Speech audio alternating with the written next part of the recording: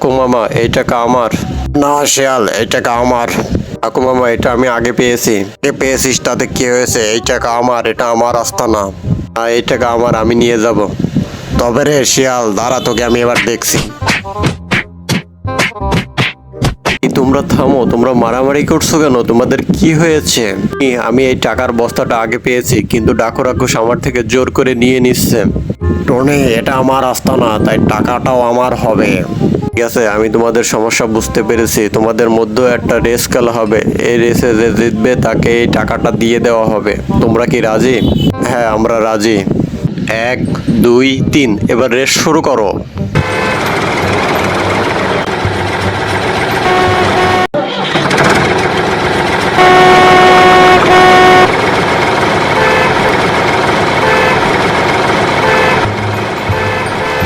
Race খেলায় শিয়াল জিতে গেছে, তাই টাকার বস্তা শিয়ালই পাবে।